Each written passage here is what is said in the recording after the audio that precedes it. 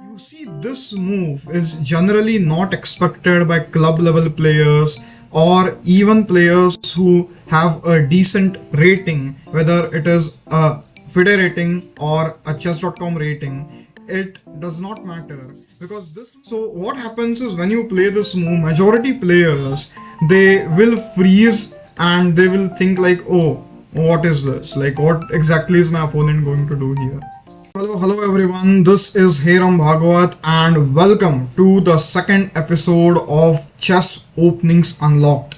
If you have not watched the first lesson, I strongly suggest that you click the link below and go to the first lesson and watch it first and then come to the second lesson.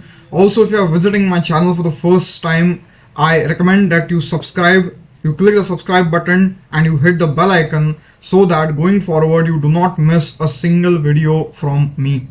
So with that, today we are going to dive deep into a very famous chess opening named as the Vienna game. So without further ado, let us get started. So let us understand what exactly is the Vienna game and how you can play this game practically in chess.com games, Lichess games and tournament games.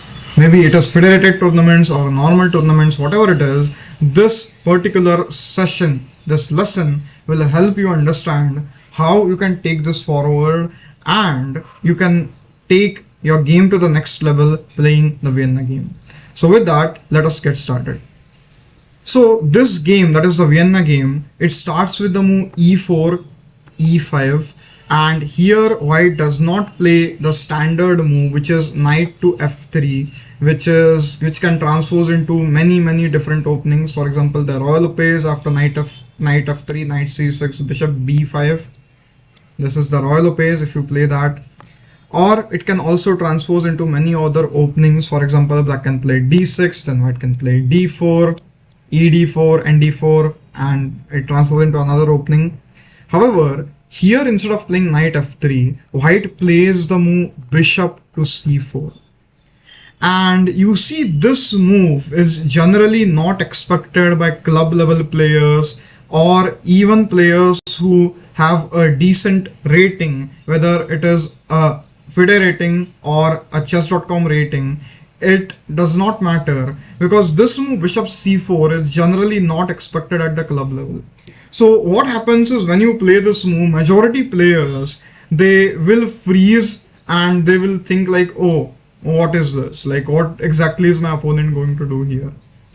So this is known as the Vienna game and it has a lot of merits. First thing, it confuses your opponent because you're playing something which people don't generally play.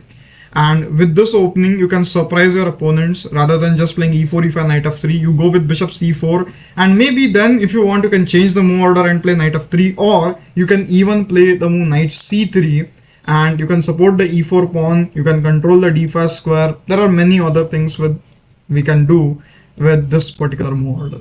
So bishop c4, black plays knight f6. There are many moves which black can play here, but one of the moves is knight f6. This is the most logical move, just attacking the e4 pawn.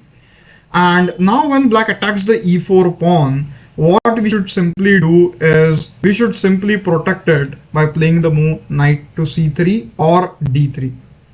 So point is, what I'm trying to do here is I'm trying to play d3, knight to c3, knight g to e2, and then slowly I'm going to castle.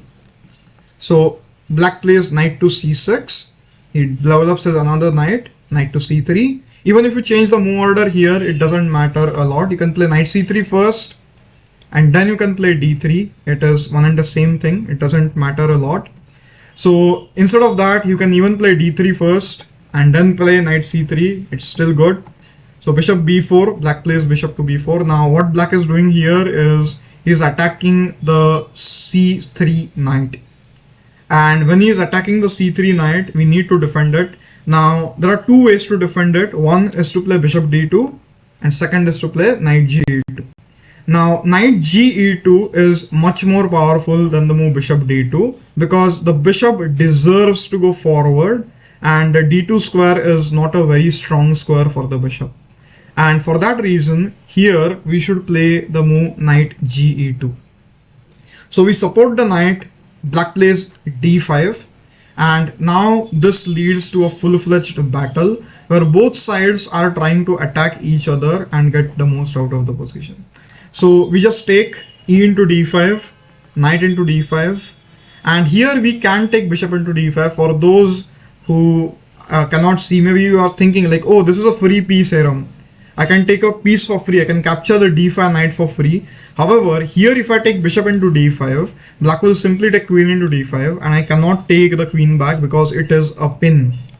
And not just this, you see this queen suddenly becomes so much active. And for that reason, we should not take bishop into d5 here. Here, we should castle.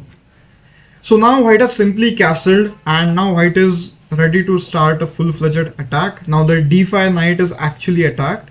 So black has to defend it with bishop e3. And now here it is again very important for us to understand that black has his king still in the center. The king is in the center, and basically next move is going to castle, and then maybe black will start his own plans, his own attack. Maybe he will play f5, queen e7, whatever it is, queen d7, he can do anything. So it is very important for white to understand that he has castled his king first, and this is the right time to attack.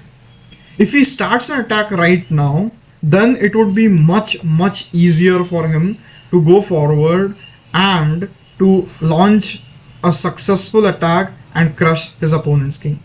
So here white can play the move bishop into d5, black plays bishop into d5, and here white can play this amazing move f4. So this is a very important moment where you play f4, you attack the e5 pawn, and now it's the real battle starts. Now both players, the better player here will win the game. The position is still equal.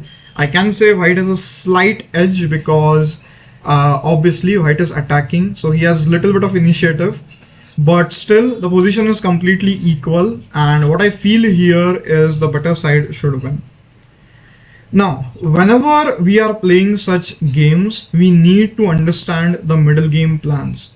If we know the middle game plans of such openings, it is much easier for us to go forward and play this opening at a completely different level. So what I'm going to do here is, in the next video, I'm going to tell you what are some of the most important opening plans while playing the Vienna game, and how you can use these games or these plans in tournament level games where you start playing and you win your games effectively against many of the strong players.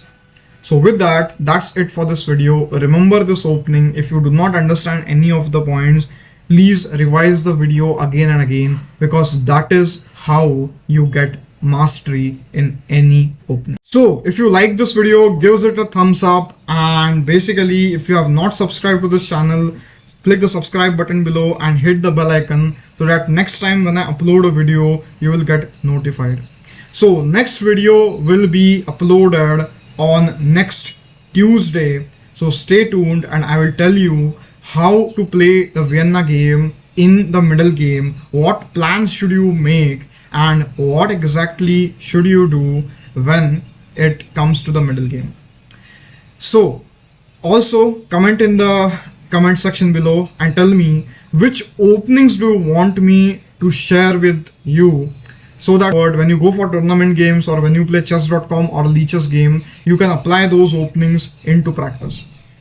So that's it for this video. Thank you.